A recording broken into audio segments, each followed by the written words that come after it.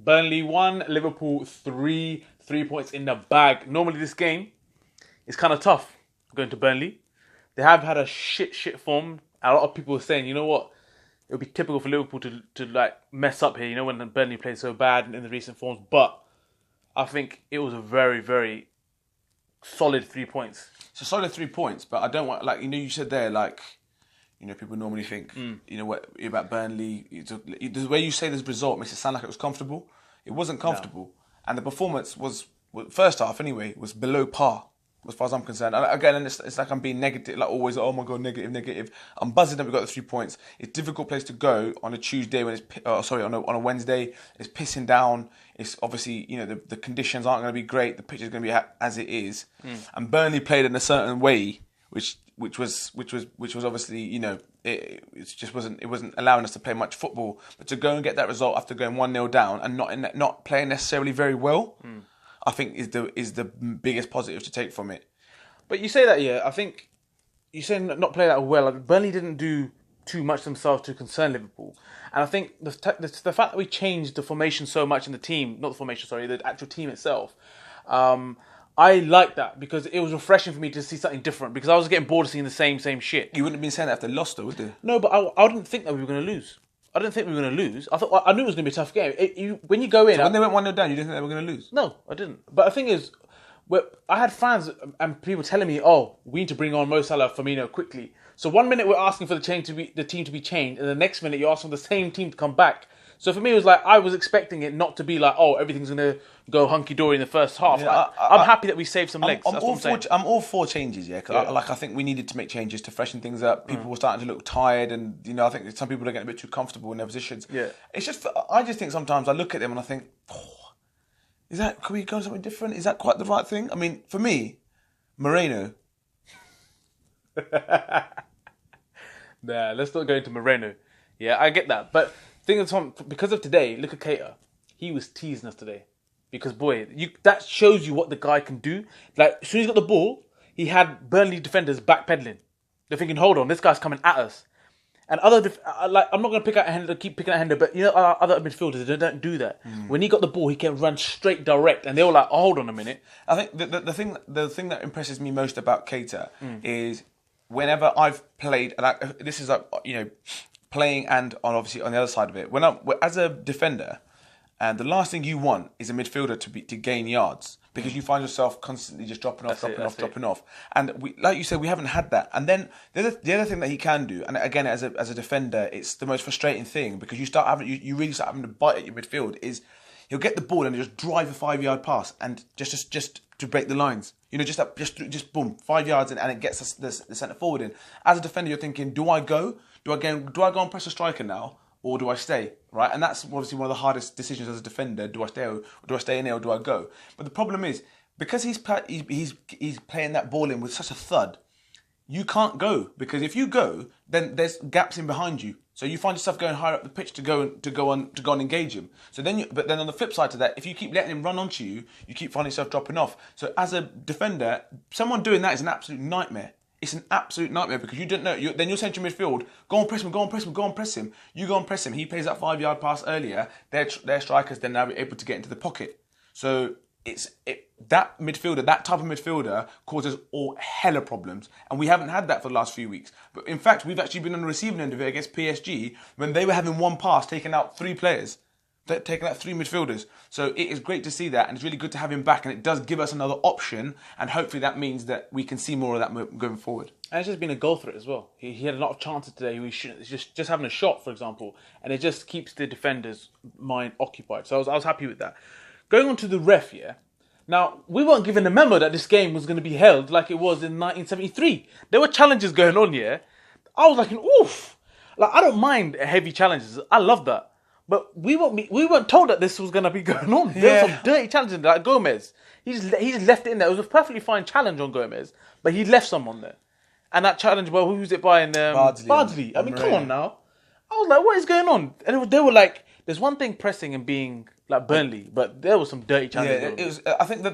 I think the problem is, well, I say problem, but you know, if you look back at the PSG game, that referee lost control of that game. Yeah. Now you can go one of two ways. Either you stamp it out early and say, right, first 3 tackles, I've seen what these are trying to do. Right, I'm going to lay a stamp on this. Boom, boom, boom, free kick. Next one's a yellow card. You stamp it out the game, right? And if you do it, then you give a yellow card. And if you give a yellow card once, and that's the precedent, then you stand by it, right? Whether that means you give 9 yellow cards, but that's on your head, be it, because that's the decision you've got to make. You can't go into a game and say, right, okay, well, that's a foul, that's a foul. I'll tell you what, if I keep giving fouls, we're going to be here all night. So I'm going to stop giving fouls, right? That's the other way of going to it. But this guy, he's kind of thought to himself, right, well, I'm just going to let it go. Fuck it, we'll just let it go. Do you know what I mean? Ref, he broke his leg. Shut up. It was literally that. Get on with it. Do you know what I mean? Like, I don't mind the tough challenges, but boy, it's like I'm saying, just give this man a shout. And again, like, you know, for Burnley, you got to look at it as that's got to be a strategy. They probably seen what PSG done. I'm not saying that the quality is different, but the way to unsettle Liverpool is to rattle them. Is probably what they were thinking. So I think that's kind of the game plan was. It's just a shame that some of them. I mean, if it's a foul, you've got to give a foul. Let's just, you know, I don't mind aggressive football, but if it's fouls, you've got to give them free kicks. And then on the flip side to that, their offside goal came from the softest thing I've ever seen. Bear in mind that geezer's the one throwing elbows, and then, you know, I don't know. But so you mentioned the goal there. I mean, first of all, it is an offside because he's interfering with play. Now, the argument that we had was Allison to blame for that goal? For me, I would say he wasn't. Because of the guy interfering, the one who was offside, it made Allison shift to actually protect that shot or save that shot, which made his body go the other way, and that's why it looked like, oh, he just fumbled it. That was my opinion on it. I don't know, you think you could have done better? Well, there's two things. I mean, I think that the guy's interfering play potentially is offside, but the other thing that I kind of was a bit umming about was that I actually felt that he was in control of the ball when it was kicked out of his hands. Yeah. So for me, that's also an area that you can look at and think, well, hold on a minute, how's that not a foul, right? Because if you think about it, Lacazette on De Gea earlier, the reason that's not a goal is because he's in control of the ball. That's the thing. So, you know, that's the other thing. But I just felt that the keeper could have done better for that. I just think, you know, if that was, and I always go back to it, if that was Carriers, I'd be fuming. But, you know, but the thing is about this guy, the difference is when Carriers does things when it's 50-50, you'd get vexed because you're like, this isn't good enough because you don't make the big saves. Whereas this guy makes big saves and he's proved it again. Today, yeah. Yet again.